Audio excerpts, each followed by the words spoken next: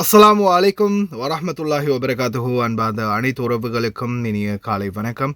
உங்கள் மீது சாந்தியும் சமாதானமும் உண்டாகட்டும். இன்றைய காலை பொழுது உங்கள் அனைவருக்கும் இனிய பொழுதாக அமைய எல்லாம் வல்ல இறைவனை பிரார்த்தித்தவனாக இன்றைக்கும் கோயத்துடைய பல முக்கியமான செய்திகளை பற்றி தான் பார்க்க போகிறோம். வீடியோவை கடைசி வரைக்கும் பாருங்கள். தெரியாத நண்பர்களுக்கும் மறக்காமல் ஷேர் பண்ணுங்கள். வீடியோ பிடிச்சிருந்தா ஒரு லைக் பண்ணுங்கள், சப்ஸ்கிரைப் பண்ணுங்கள், தொடர்ந்தும் சப்போர்ட் பண்ணுங்கள். குவைத்துடைய டினார் மதிப்பம் உள்ளதா பார்த்தலாம். இலங்கைக்கான ரூபாயில் ஒரு தினாரின் மதிப்பு 1000 ரூபாயாக உள்ளது. இந்தியாவின் ரூபாயில் ஒரு தினாரின் மதிப்பு 300 ரூபாய் 12% உள்ளது. இந்திய ரூபாய் அதிகரிச்சிருக்குது. நாட்டுடைய பணவீக்கமும் அதிகரிக்கிறதுக்கான வாய்ப்பு இருக்குது. விலைவாசிகள் அதிகரிக்கிறதுக்கான வாய்ப்பும் இருக்குது இந்தியாவிலையும். இந்த ரேட் அல்முசைன் எக்ஸ்சேஞ்சினுடைய அப்ளிகேஷன் ஆன்லைன் ரேட் ஆகும். குவைத்துடைய பல பகுதிகளிலையுமே அல்முசைன் எக்ஸ்சேஞ்ச் பிரான்ச் இருக்குது. ஜமியாக்கள்லேயும் அவங்களுடைய மெஷின்கள் இருக்குது. உங்களுடைய பணத்தை அனுப்பிக்கொள்ள முடியும். குவைத்துடைய பல எக்ஸ்சேஞ்சுகள்லையுமே அக்கௌண்ட் நம்பரை மறைச்சிடுறாங்க. இதை பற்றியும் உங்களுக்கு தொடர்ந்துமே தெரியத்தாது. நீங்கள் ஏதாவது ஒரு புதிய எக்ஸ்சேஞ்சுக்கு பழைய பற்றுச்சீட்டோட போகிறீங்களா இருந்தால் நிச்சயமாக அதில் அக்கௌண்ட் நம்பர் சரியாக இருக்கா அப்படின்றத செக் பண்ணிக்கோங்க. அப்படி இல்லாத பட்சத்தில் எழுதிட்டு போனாலும் பிழை இல்லாத அக்கௌண்ட் நம்பர் எழுதிட்டு போங்க. ஏதாவது ஒரு நம்பர் பிழைத்தாலும் கூட உங்களுடைய பணம் நாட்டுக்கு போய் சேராது. அந்த பணத்தை திரும்ப பெறணுமா இருந்தாலும் ரொம்ப நாட்களாகவும் மறுபடியும் கட்டணம் செலுத்த வரும். அதே போல் எக்ஸ்சேஞ்சுகளில் பணம் அனுப்பி முடித்ததும் மறக்காமல் பற்றுச்சீட்டை செக் பண்ணி பாருங்கள். எல்லா டீட்டெயில்ஸும் சரியாக இருக்குதானே. ஏன்னா நீங்கள் சரியான டீட்டெயில்ஸ் கொடுத்துருந்தாலும் எக்ஸ்சேஞ்சில் வேலை பார்க்குறவங்க சில நேரங்களில் பிளவுறதுக்கு வாய்ப்பு இருக்குது. அது மாதிரி பலருக்குமே நடந்திருக்குது. முடிந்த வரைக்கும் நீங்களும் உங்களுடைய கஷ்டப்பட்டு சம்பாதிக்கக்கூடிய பணத்தை நல்ல எக்ஸ்சேஞ்சுகள் மூலம் அனுப்புங்க. எங்கே அதிகமான ரேட் கொடுக்குறாங்க அப்படிங்கிறது தெரிந்தாலும் மறக்காம கமெண்ட்டில் மென்ஷன் பண்ணுங்கள். குவைத்துடைய தங்க விலையை பார்த்தலாம். ஒரு கிராம் 17 கேரட் தங்கத்தின் விலை 38 தினார் 414 ஃபில்ஸ். ஒரு கிராம் 21 கேரட் தங்கத்தின் விலை 44 தினார் 816 ஃபில்ஸ். ஒரு கிராம் 22 கேரட் தங்கத்தின் விலை 46 தினார் 967 ஃபில்ஸ். ஒரு கிராம் 24 கேரட் தூய தங்கத்தின் விலை 51 தினார் 218 ஃபில்ஸ். தங்க விலையும் ஃபிலிஸ் கணக்கில் ஏறி இறங்கிட்டே இருக்குது. இந்த நாட்களில் அதிரடியான சுற்றி வளைப்பு அனைத்து வியாபார தலங்கள்லையும் குவைத்துடைய பிரைம் மினிஸ்டரும் பல இடங்களிலும் சோதனை நடத்தி வருகிறாரு. 51 வயலேஷன்ஸ் ஃபுட் இன்ஸ்பெக்ஷனில். இந்திய LNG கேஸ் கப்பலுக்கு அனுமதி கிடைத்துள்ளது ஹார்மஸை கடக்க. ஈராக்கிலும் ட்ரோன் தாக்குதல். இதுவரையிலும் 13 பேர் உயிரிழந்துள்ளனர். 210 பேர் இதுவரைக்கும் காயமடைந்திருக்கிறார்கள். 10 பேர் சீரியஸ் நிலைமையில். உணவுப் பொருட்களை தொடர்ந்தும் குவைத்துக்குள் கொண்டு வர முயற்சி செய்து கொண்டிருக்கும் குவைட் ஏர்வைஸ். அதே போல் இராணுவ பிரிகேடியரின் மிக முக்கிய தகவல். தொடர்ந்தும் பல இடங்கள்லையும் விசாரணைகளை முன்னெடுத்து வரும் பிரைம் மினிஸ்டர். கடன்களிலிருந்து விடுதலை குவைத்திகளுக்கு மீண்டும். இதோ $132.68 உயர்ந்தது குவைத் மசகு எண்ணெய் பெரல் ஒன்றின் விலை.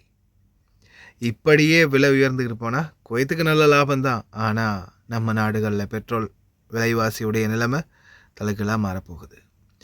LNG கேஸ் கப்பல் 2க்கு ஸ்ட்ரெயிட் ஹார்மஸை கடக்க அனுமதி. ஈரான் இந்தியாவுக்கு செல்ல இருக்கும் கேஸ் கப்பல்கள் 2க்கு அனுமதி வழங்கி இருக்குது. இந்தியா மட்டுமில்லை, இலங்கைக்கும் ஹார்மஸை கடக்கிறதுக்கான வாய்ப்புகள் நிறையவே இருக்குது. ஏன்னா இலங்கை பண்ணிய உதவியை ஈரான் என்றைக்குமே மறக்காது. அதே போல் நம்மளுடைய நாடுகளில் இந்தியா இலங்கை போன்ற நாடுகளில் தற்போது நிலை வரும் பெட்ரோல் மற்றும் கேஸ் தட்டுப்பாட்டுக்கு நிச்சயமாக ஈரான் தங்களுடைய உதவிகளை வழங்கும். இந்த ஹார்மஸில் இருந்து கப்பல் கிடக்கிறது உதவி பண்ணும் அப்படின்றதுக்கு இது ஒரு நல்ல சான்றாக இருக்குது. அதே போல் தொடர்ந்துமே குவைத்துக்குள்ளே உணவுகளை கொண்டு வரதுக்கான முயற்சிகளில் குவைட் ஏர்வேஸ் ஈடுபட்டுக்கிட்டு வராங்க. நேற்றைய தினம் ஃபர்ஸ்ட் ஷிப்மெண்ட் பார்த்திங்கன்னா ஃப்ளைட் மூலம் வந்திருந்துச்சு, ஏர்காகோ மூலம்.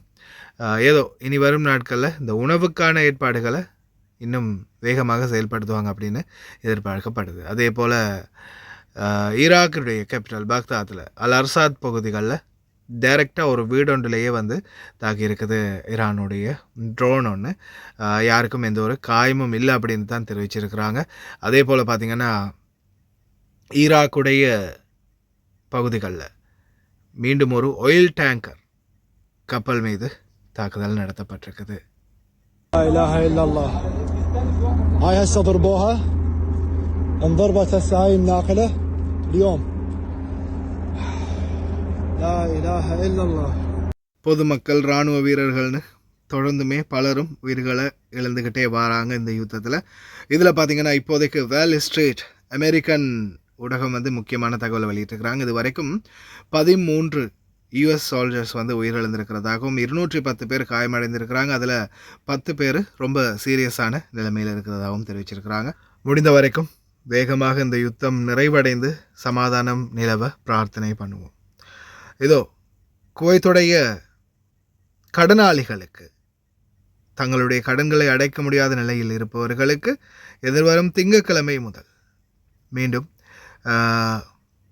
அவங்களுக்கான பணத்தை சேமிக்கும், டொனேட் பண்ணும் ஒரு புதிய திட்டத்தை மறுபடியும் லான்ச் பண்ணுறாங்க குவைத்துடைய சென்ட்ரல் பேங்க். இது மூலமாக மறுபடியும் கடனாளிகளுடைய பிரச்சனைகளுக்கு ஒரு நல்ல தீர்வு கிடைக்கும் அப்படின்னு எதிர்பார்க்குறாங்க.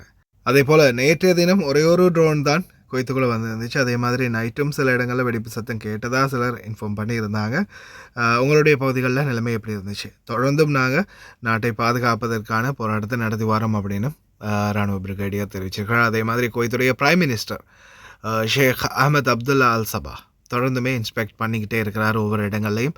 இப்போ கூட பார்த்திங்கன்னா மெடிக்கல் சப்ளை என்ன மாதிரி இருக்குது, குவைத்தில் மருந்துகளுக்கான கையிருப்பு எப்படி இருக்குது, என்ன மாதிரியான தேவைப்பாடுகள் இருக்குது அப்படின்றதையும் நேரடியாக சென்று கண்காணித்து வருவதாக தெரிவிச்சிருக்கிறாங்க. அதே போல் அடுத்த மிக முக்கியமான தகவல், இதுவரைக்கும் 51 வயலேஷன்ஸ் பதிவாகி இருக்குது. அகமதி கவர்னரேட்டில் 10 கடைகளுக்கு சீல் வைக்கப்பட்டிருக்குது. 36 வயலேஷன்ஸ் இன்னும் சில பகுதிகளில் பதிவாகி இருக்குது. தொடர்ந்துமே குவைத்துடைய மினிஸ்ட்ரி ஆஃப் காமர்ஸ் இண்டஸ்ட்ரி, வணிக வர்த்தக அமைச்சகம் ஒவ்வொரு கடைகள் வியாபார தலங்களையும் சோதனை பண்ணிக்கிட்டே வராங்க. ரொம்ப கவனமாக இருங்க. கடைகளில் வேலை பார்க்கக்கூடியவங்க, வியாபாரங்களில் நடத்தக்கூடியவங்க 10 ஃபீல்ஸ், 1 ஃபீல்ஸ், 5 ஃபீல்ஸ்ன்னு நீங்கள் அதிகமாக விற்றாலும் அதுவும் குற்றம்தான். உங்களுடைய கடைகளுடைய லைசன்ஸ் முதல் கொண்டு கேன்சல் ஆகிறதுக்கு வாய்ப்பு இருக்குது. அதனால் விலைகளில் மட்டும் ரொம்ப கவனமாக இருந்துக்கோங்க.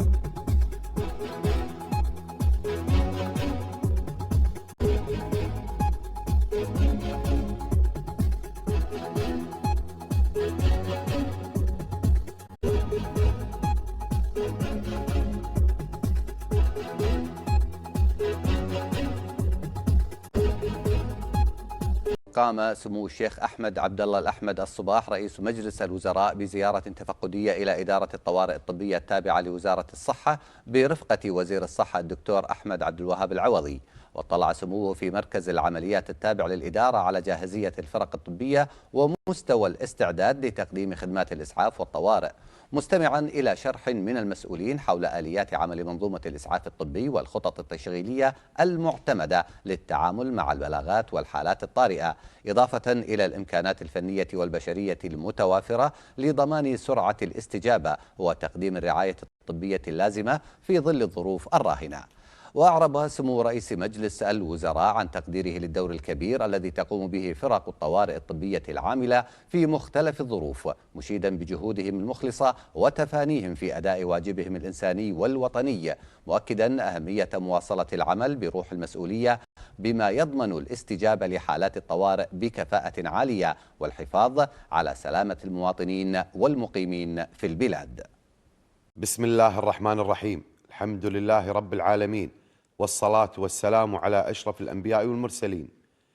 في إطار المتابعة المستمرة للتطورات الأمنية والإجراءات الدفاعية المتخذة لحماية أجواء البلاد، واصلت القوات المسلحة خلال 24 ساعة الماضية مهامها في رصد ومتابعة أي تهديدات جوية محتملة.